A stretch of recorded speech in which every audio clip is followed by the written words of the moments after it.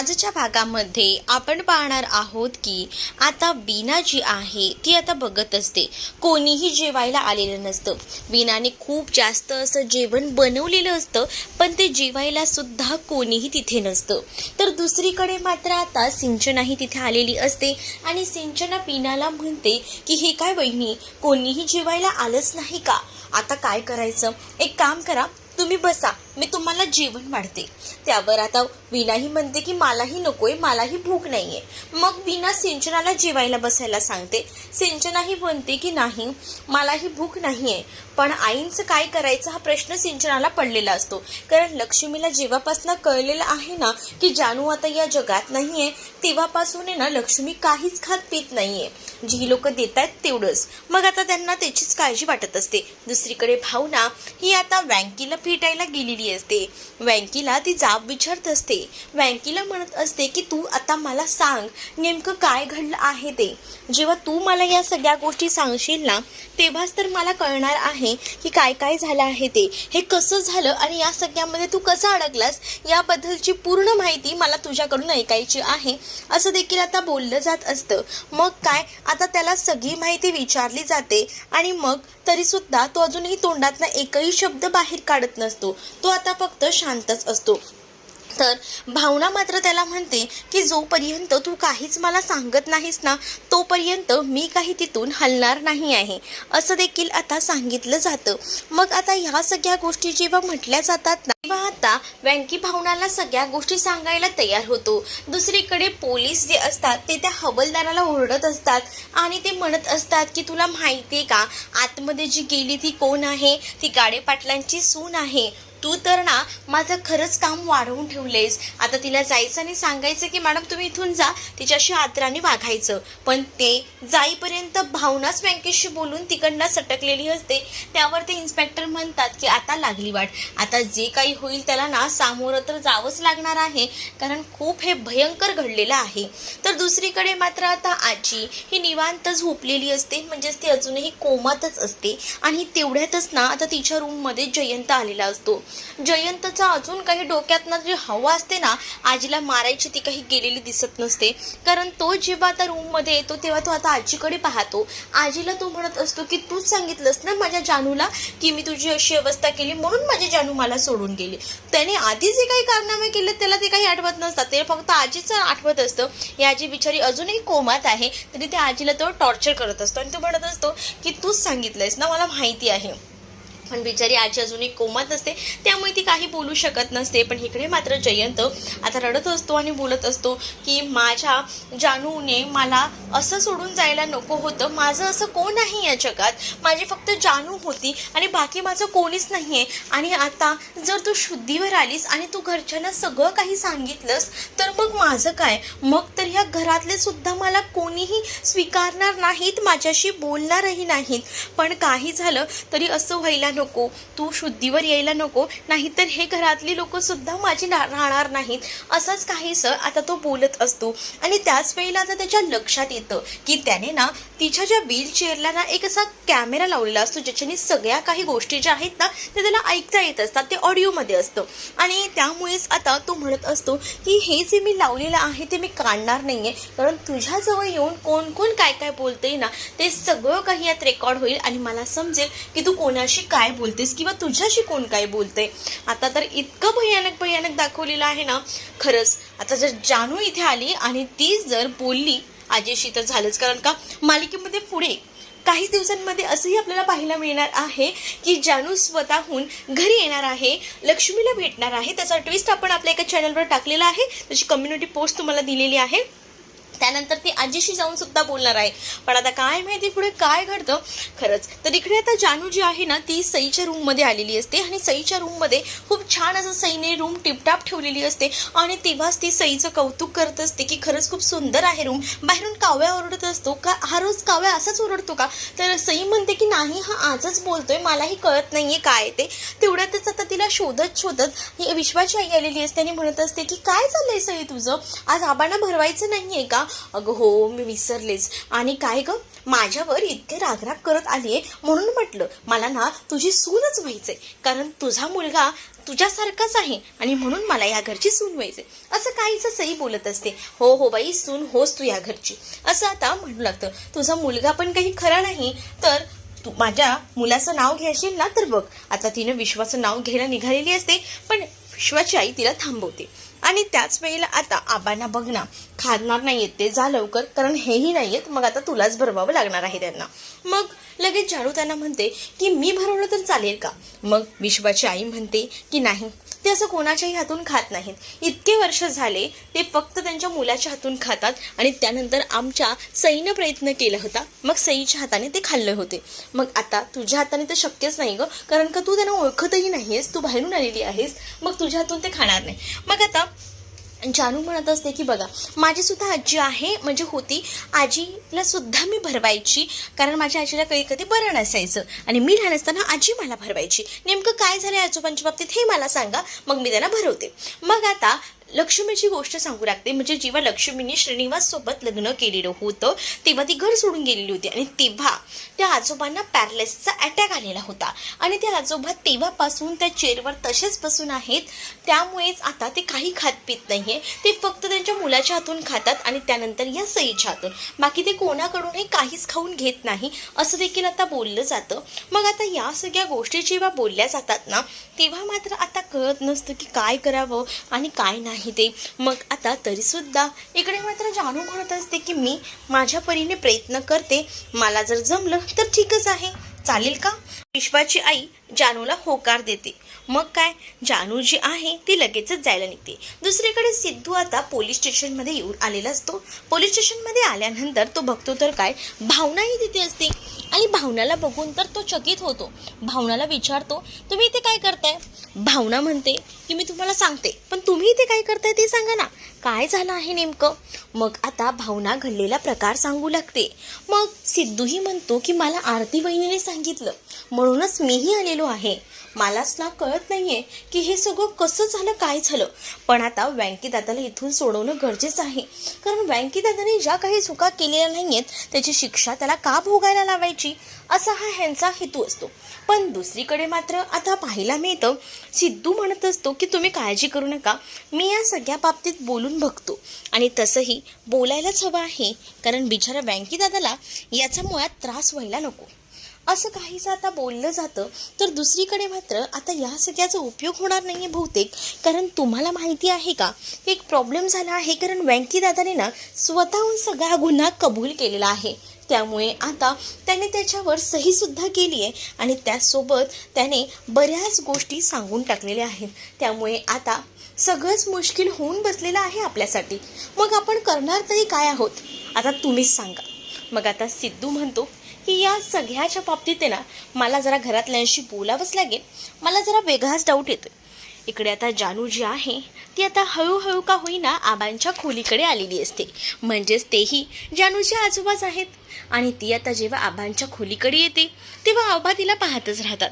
त्या मुलीला त्यांनी पहिल्यांदाच पाहिलेलं असतं ना, तेही विचार करतात.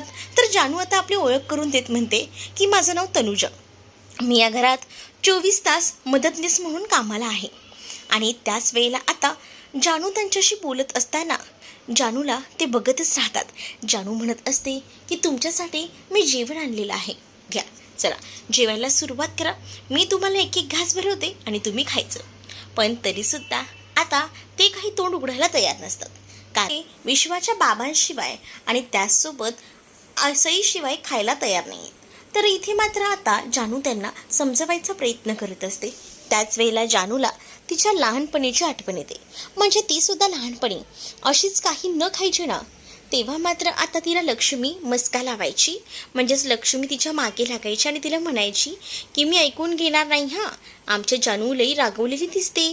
आणि मग या जानूचा राग काढण्यासाठी लक्ष्मी बऱ्याच पराकाष्ठा करायची. म्हणजेच काय तर ती आता तिला म्हणायची की बघ माझ्या जानूचा गळा खूप छान आहे ना, मग माझी जानू खूप मोठी सिंगर होईल ना, तेव्हा मी पहिल्याच रायनीत असेल, पहिल्या खुर्चीवर बसलेली माझ्या जानूचं गाणं ऐकायला. त्याचसोबत आता माझी जानू रागवली आहे का, मग आता तिची कान धरूनच माफी मागायला हवी. कान धरले की जीभ बाहेर येते आणि नाक दाबलं की तोंड बाहेर येतं, असं आता जानूला आठवू लागतं. तिला लक्ष्मीचे ते शब्द आठवतात. मग आता जानूसुद्धा तीच टेक्निक आता करायची ठरवते आणि ती आता इथे आबांकडे पाहते आणि आबांना सांगू लागते. आबांना म्हणत असते की माझी आई आहे ना अशीच सांगायची, म्हणजे बघा असे कान पकडले की जीभ बाहेर येते आणि त्याचसोबत नाक दाबलं की तोंड उघडतं. मग आता तुम्हालाही तसंच भरवायचं आहे का, असं म्हटल्यानंतर आता आबा जे आहेत ते खायला तयार होतात आणि ते स्वतःहून तोंड उघडतात. त्यावर जानूही खुश होते. जानू विचार करते की चला फायनली हे आता माझ्या हातून खायला तयार झालेले आहेत आणि त्यानंतर जानू आता त्यांना भरवायला सुरुवात करते. जानू त्यांना म्हणतेही लवकरच तुमच्या नातवाचं आता लग्नही आहे, मग त्या लग्नात तुम्ही एकदम दणक्यात तयार व्हायला नको का, त्यासाठी पोटात थोडं अन्नही जायला हवं, असं बोलून हळूहळू का होईना एक एक घास करत जानू आता त्यांना भरवत असते. दुसरीकडे विश्वाची आई आणि सई ह्या दोघीही जणी बसलेल्या असतात आणि काय गं अजून जानू आलेली दिसत नाही आहे, नेमकं काय झालं आहे, म्हणजेच तिकडे गेल्यानंतर त्यांनी खाल्लं आहे का गं, तुला काय वाटतं, काही कळलं का तुला. नाही ना, नाही माहिती, अजून तरी ती बाहेर आली नाही आहे, ती आल्यानंतर बघूया, कारण मला तर वाटत नाही की ते काही खातील असं. तेवढ्यातच तनुजा किचनमध्ये आलेली असते. तनुजा जेव्हा किचनमध्ये येते तेव्हा सई आणि त्याचसोबत आता विश्वाची आई धावत धावत तिच्याकडे जातात आणि तिला विचारतात काय गो हे कोणी केलं खाल्लं आहे सगळं. तर आता ती सांगू लागते कोणी काय, आजोबांनीच तर खाल्ले तुमच्या. मग आता विश्वाची आईही खूप खुश झालेली असते. तीही म्हणते खरंच ना, कमाल झाली, आम्ही सुद्धा विचार केला नव्हता, पण आज खऱ्या अर्थाने मजा आली, म्हणजे तुम्ही भरवलं तर, असं देखील आता म्हटलं जात असतं. मग इकडे सईही थोडं रडण्याचं नाटक करत म्हणत असते काय बाबा आता आमची किंमत शून्यच ना, असं बोलूनच ती आता रडू लागते. तर दुसरीकडे मात्र विश्वाची आई म्हणते की हो हो पुरे कर तुझी नाटकं, आता पुरे कर. आणि तर दुसरीकडे आता आपल्याला पाहायला मिळतं घरात मात्र इथे खूप मोठा धमाका, हंगामा म्हणायला हरकत नाही, तो होत चाललेला असतो. म्हणजेच काय तर आता इथे मात्र आजी बोलत असतात की जोपर्यंत ती मुलगी येत नाही ना तोपर्यंत बघत बस मी काय करते ते, या मुलीला तर मी वटणीवर आणणारच आहे, काही झालं तरीसुद्धा. कारण ना आता खूप झालं, खूप ऐकून घेतलं, पण आता मी ऐकून घेणार नाही आहे, असं देखील आता म्हटलं जातं. आणि त्याच वेळेला आता विचारलं जातं की नेमकं झालंय काय. तर आता सिद्धू आणि त्याचसोबत भावना आलेली असतात. बघा आलेत दोघंही जण फिरून आलेत. आता तुझ्या बायकोला सांग रे मला जेवण वाढायला. तर आता लगेच सिद्धू म्हणतो हे काय चाललंय काय नेमकं. म्हणजे एक गोष्ट लक्षात ठेवा, एक तर तुला माझ्या बायकोच्या हातचं काही आवडत नाही आणि आज माझ्या बायकोचं हातचं कशाला हवं आहे तुला खायला, असं देखील सिद्धू बोलत असतो. आणि त्याच वेळेला आता इकडे सिद्धू जो आहे तो प्रचंड असा संतापलेला असतो. त्याच वेळेला आता सिद्धूला ती आजी बोलत असते की तुला जर वाटत असेल की तू जर या सगळ्यामध्ये खूप जास्त पुढे जात आहेस तर लक्षात ठेव तुझ्या बायकोच्या पुढे काहीच होणार नाही आहे, तुझ्या बायकोला आमच्या पुढे झुकावंच लागेल, असं काहीच आताही बोलत असते. तर दुसरीकडे आता त्याला खूप जास्त राग आलेला असतो, कारण संपतरावांनीच व्यंकीला आतमध्ये टाकलेला आहे ही गोष्ट आता सिद्धूला समजलेली असते. म्हणूनच आता सिद्धू जाब विचारण्यासाठी आलेला असताना म्हणत असतो संपतरावांना की तुम्हीच व्यंकीला आतमध्ये टाकलेला आहे. तर संपतराव म्हणत असतात की नाही हे सगळं मी केलेलं नाही. पण आता सिद्धू बिलकुलही विश्वास ठेवायला तयार नसतो. सिद्धू सरळ सांगतो की मला माहिती आहे या सगळ्याचे करते धरते तुम्हीच आहात आणि तुम्हीच ठेवलेलं आहे, त्यामुळे मी आता ऐकून घेणार नाही आहे, असं देखील आता सिद्धू बोलत असतो. आणि सिद्धू जो आहे तो प्रचंड संतापलेला असतो. त्याच वेळेला मात्र आता पाहायला मिळतं इकडे आता जे अधिराज असतो ना, अधिराज म्हणत असतो की सिद्धू तू हे काय करतोय, पण सिद्धूने आता ठरवलेलं असतं त्या पद्धतीनेच तो आता वागत असतो. म्हणजे सिद्धू जो आहे तो आता म्हणत असतो की मी आता ऐकून घेणार नाही आहे, कारण मुद्दामूनच तुम्ही बँकेला आतमध्ये टाकले, बँकेत आधीची काही चूक नसताना सुद्धा तुम्ही हे सगळं करत आहात.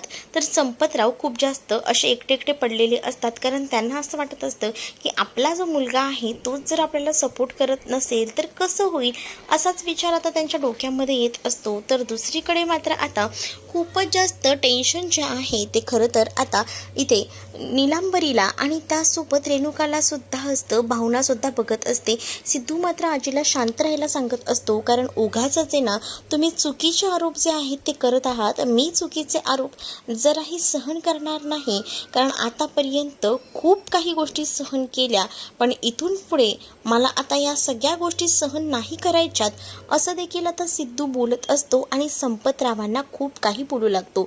संपतराव देखील तितकेच ते आता शांत न बसता सिद्धूलाच म्हणत असतात की तुला आता हेच वाटतंय ना, तुझ्या डोक्यात हवा गेली आहे ना की हे सगळं मिस केलंय, तर तुला तसं वाटत असेल तर वाटून घे, पण यामध्ये मी माझ्या कोणत्याही ह्याच्यात बदल करणार नाही, असं देखील आता म्हटलं जात असतं. सिद्धू म्हणत असतो की मला पूर्णपणे खात्री आहे की हे सगळं तुम्हीच केलं आहे. तुम्हाला काय वाटतं, तुम्ही आमदार झालात म्हणजे आता तुम्ही जे काही कराल ते करू शकता का? पण नाही, मी काही झालं तरीसुद्धा तुम्हाला असं हे करू देणार नाही. संपतराव मात्र बोलत असतात की मला आता काही बोलायचं नाही आहे, मी आत्ताच्या आता हे घर सोडून जातोय. तर सिद्धूही त्यांना म्हणतो की जा घर सोडून, मला काही फरक पडत नाही. संपतरावांना आता सिद्धूही घर सोडून जायला सांगतो. त्यामुळे आता संपतरावांना तर धक्का बसलेलाच असतो आणि सोबतच तिथे असणाऱ्या सगळ्यांनाच, कारण संपतराव म्हणतात की बघ, मी काही तुझ्यासोबत असंच खोटं नाही सांगत आहे, मी खरंच घर सोडून जाणार आहे. अहो जा ना, जा घर सोडून, मला काही फरक पडत नाही आहे, असं देखील आता सिद्धू म्हणतो. मग संपतराव खरंच घर सोडून गेलेले असतात आणि त्याच वेळेला आता रेणुकाही म्हणत असते की हे सगळं काय केलंय सिद्धू, तू बघतोयस का, गेलेत तुझे बाबा, आता तू काय करणार आहेस या सगळ्यामध्ये, लक्ष देतोयस का तू, असंही आता म्हटलं जात असतं. मग आता सिद्धूला लक्षात येतं की खरंच आपले बाबा गेलेले आहेत का. तर दुसरीकडे मात्र आता संतोष जो आहे ना, तो स्मोकिंग करण्यासाठी बाहेर आलेला असतो आणि तेवढ्यातच तिथे आता हरीशही आलेला असतो आणि हरीश जो आहे तो आता इथे संतोषसोबत बोलत असतो आणि तो म्हणत असतो की खरंच ना, खूपच ना वाईट झालं ना, जानू गेली ना, पण आपलं घर ना एकदमच सुनं सुनं झालं आहे. कधी यार, कधी दिवस येतील असे व्यवस्थित, मला खरंच कळत नाही आहे. जानूची उणीव आपण भरून नाही काढू शकत. तर आता जयंतही बघितलंच ना, तर संतोष आता जयंतबद्दलचा खुलासा या हरीशसमोरही करतो आणि तो म्हणतो की अरे, तो संतोष सांगू लागतो, तो जयंत आहे ना, तो जरा ना वेडा आहे, वेडा. तर हरीश म्हणतो अगं हे काय बोलतोयस तू, असं काही बोलू नकोस. पण आता संतोष सांगू लागतो अरे तुला माहीत नाही आहे, त्याच्या डोक्यावर ना परिणाम झालेला आहे, तो वेड्यासारखंच करतो रे. म्हणजे तुला माहिती आहे का, मी जेव्हा ना त्याच्या घरी गेलो होतो ना, तेव्हा त्याला त्याच्या समोर ना कोणीही नव्हतं, तरी तो वेड्यासारखं ना ओरडत होता, ए जानू, जानू नाही आहे, माझी जानूने असं काही केलं नाही आहे असं. अरे अक्षरशः ना मला असं वाटत होतं त्या घरात ना भुताटकी आहे, भुताटकी, किंवा ना त्याच्या डोक्यावर ना परिणाम झालेला दिसतोय, असंच काहीसं आहे बघ, असं देखील आता म्हटलं जात असतं. आणि एवढ्या सगळ्या गोष्टी जेव्हा संतोष सांगतो तेव्हा मात्र हरीश म्हणतो की नाही रे, असं काही नसेल. पण संतोष म्हणतो अरे मला ना कधी कधी काय वाटतं माहिती का, आपल्या जानूने सुद्धा ह्या वेड्या जयंतला कंटाळून तर जीव दिलेला नसेल ना, असं देखील आता संतोष म्हणत असतो. संतोषचं बोलणं सुद्धा स्वाभाविकच आहे, खरंच तर बोलत होता तो, खरंच या वेड्याला वैतागून तर जानूनं जीव दिलेला होता. पण आता संतोषनेच हे परफेक्ट हेरलेलं असतं, पण हरीश त्याला आता खोट्यात ठरवत असतो. हरीश म्हणत असतो की ए असं काही बोलू नकोस उगाच. तर इकडे मात्र आता रेणुका खूप जास्त रडत असते. तर सिद्धू आता भावनाकडे जातो आणि भावनाला म्हणत असतो तुम्ही ओके तर आहात ना. भावना म्हणते मी ठीक आहे, पण उगाच ना शब्दाला शब्द वाढवत बसू नका, आता हे वाद किती वाढत चाललेत बघितलं का. तसंही संपतराव म्हणजेच तुमचे बाबाही घर सोडून गेलेत, बघा काका कुठपर्यंत गेलेत ते, त्यांना घरी घेऊन या काही झालं तरी सुद्धा, असं देखील आता भावना ही सिद्धूला सांगून समजावू लागते. अधिराज, नीलांबरी, आजी हे घरातच असतात. नीलांबरीला मात्र जे काही होत असतं ना त्याने खूप जास्त आनंद झालेला असतो. तर इकडे मात्र आजी जी आहे ती आता भावनाजवळ येते आणि भावनाला म्हणत असते की तुला मजा येत असेल ना, तुझ्यामुळे कोणीतरी आता घर सोडून वगैरे गेलेला आहे, तुला थोडी ह्या सगळ्याचा काही फरक पडतो, तुला उलट ऐशोआरामात राहायला भेटेल. पण मी ना विसरणार नाही आहे ह्या सगळ्या गोष्टी, तुझ्या भावासाठी माझ्या मुलाने घर सोडलेलं आहे आणि या गोष्टी माझ्या लक्षात कायमच राहतील. दुसरीकडे मात्र आता रेणुकाला सुद्धा नीलांबरी जी आहे ती हळूहळू का होईना आतमध्ये घेऊन जाते, कारण संपतराव गेले त्याचं दुःख आता रेणुकालाही झालेलं असतं. अधिराज आणि भावनाच इथे असतात. अधिराज आता भावनाला समजावत असतो, पण दुसरीकडे भावनाही अधिराजला म्हणत असते की माझ्या भावावर विश्वास आहे, माझ्या भावाला या सगळ्यामध्ये कोणीतरी अडकवलं आहे आणि मी या गोष्टींना कधीही दुजोरा देणार नाही की माझ्या भावाला एक अडकवणारा हा निर्दोष असेल, कारण त्यांनी मुद्दाहून माझ्या भावाला अडकवलेलं आहे. मला माहिती की माझ्या भावाची या सगळ्यात चूक नाही आहे, तरीसुद्धा माझ्या भावाला या सगळ्यात अडकवलं गेलेलं आहे. मीही या गोष्टीच कायम लक्षात ठेवीन असं देखील आता म्हटलं जात असतं आणि मी ह्याला शोधल्याशिवाय शांत बसणार नाही आणि त्या व्यक्तीला मी शिक्षाही देणार असं देखील आता इथे मात्र भावनानं म्हटलेलं असतं. इथे मात्र अधिराज या सगळ्याचा विचार करतो. दुसरीकडे आता रात्र असते, सगळेजण झोपलेले असतात आणि जेव्हा सगळेजण झोपलेले असतात ना, तेव्हा मात्र आता जयंत खोलीत असतो आणि त्याच वेळेला आता तो हॉलमध्ये आलेला असतो आणि तो समोर असलेला जानूचा तो फोटो पाहतो. जानूचा फोटो बघून त्याला आता हेच होत असतं की कधी एकदा तो जानूसोबत बोलतोय, म्हणजे त्याला ना आता जानू गेल्याचा इतका त्रास होत असतो ना की भयंकर म्हणजे भयंकर. तो एकटक आता त्या फोटोकडे बघत असतो आणि म्हणत असतो की जानू, तू मला इतक्या लवकर सोडून जाशील ना असा स्वप्नातही मी विचार केला नव्हता, पण तू मला सोडून गेलीस, मला किती दुःख होतंय ना, मी तुला शब्दातही सांगू शकत नाही आहे. पण माझी आता ही उणीव कोण भरून काढेल, पण मीही आता स्वतःला शिक्षा देणार आहे. मी कोणाच्याही लायकीचं उरलेलो नाही आहे, मीही आता बघ काय करतो ते, असं बोलूनच ना त्याने आता एक असा कटर आणलेला असतो आणि त्याला ना आता त्याच्यानेच त्याचे केस हजामत करून टाकायचे असतात. त्याला स्वतःचा चेहरा विद्रूप करायचा असतो. बहुतेक आरसा घेतो आणि तो केसांवर आता तो ब्लेड फिरवायला चाललेला असतो आणि त्याने ब्लेड वगैरेची तयारी सगळी काही केलेली असते. आणि जेव्हा त्याने आता ही सगळी तयारी केलेली असते ना, तेव्हा मात्र आता घरात सगळीजणं झोपलेली असतात. तो हे सगळं पाहतो, घरात कोणीही नाही आहे. मग आता तो या सगळ्याचमध्ये बदला घ्यायचा ठरवतो, कारण त्याला माहिती आहे ना या सगळ्यामध्ये सगळ्यात जास्त मोठी चूक ती त्याचीच आहे. त्याच्यामुळेच तर आता त्याची जानू जी आहे ती त्याला सोडून घेतलेली आहे. म्हणूनच तो आता ब्लेड घेतो आणि केसांवरून फिरवायला जाणार, तितक्यातच रूममध्ये लाईट पेटते आणि त्याच वेळेला आता सगळीजण तिथे आलेले असतात. तर श्रीनिवास धावत पळत येतात आणि जयंतला या सगळ्यातून थांबवतात. जयंतला म्हणत असतात की जयंत, तू हे सगळं काय करतोयस, आताच्या आता थांबव हे सगळं. आणि जयंतकडनं ते ब्लेड वगैरे काढून घेतात. तर आता सगळ्यांनाच खूप मोठा धक्का बसतो. तर आता जयंत ना ओक्साबोक्सी रडू लागतो.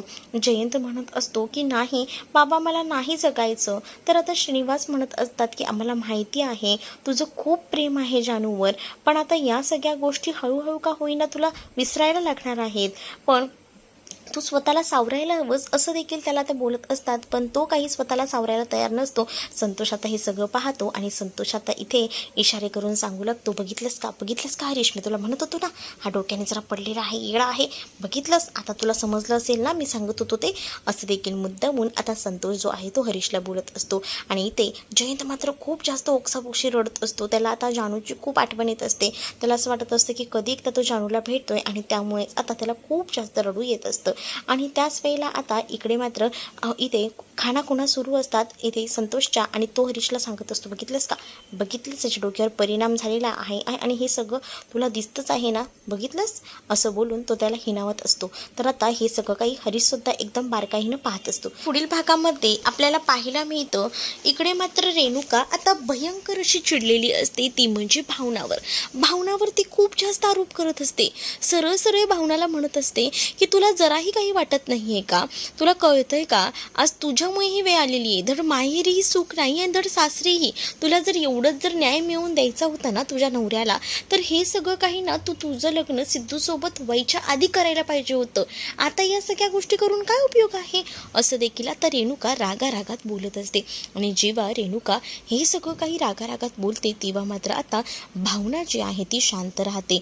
भावना काहीच बोलू शकत नसते. तर दुसरीकडे मात्र जयंतची अवस्था बघून आता लक्ष्मीने निर्णय घेतलेला असतो. लक्ष्मी जयंतच्या डोक्यावर हात ठेवत आता शपथ घेतच म्हणत असते की जावई बापू, माझ्याकडनं आतापर्यंत काही झालं असेल तर ते मला माफ करा, पण आज जानूची आई म्हणून मी तुम्हाला सांगते, आजपासून तुम्ही माझे जावई नाही तर तुम्ही माझा मुलगा आहात, मुलगा, असं बोलून त्याच्या डोक्यावरच हात ठेवून इकडे मात्र आता लक्ष्मीने शपथ घेतलेली असते. तर जयंतही आता खुश झालेला असतो, कारण जयंत ना एकटा पडलेला असतो, त्यामुळे आता लक्ष्मीने त्याला आपलंसं केलेलं असतं. दुसरीकडे मात्र आता पाहायला मिळतं इथे जानू आलेली असते आणि जानू सांगत असते की गाडी रेडी आहे. तर भावनाही म्हणत असते की ठीक आहे चालेल मी येते. आता भावना आणि जानू या दोघींची समोरासमोर भेट होणार की नाही हे पुढील भागामध्येच आपल्याला पाहायला मिळणार आहे. तुम्ही जर आपल्या चॅनलवर नवीन असाल तर चॅनलला सबस्क्राईब नक्कीच करा. चला तर मग भेटूया पुढच्या भागामध्ये. तोपर्यंत टाटा बाय.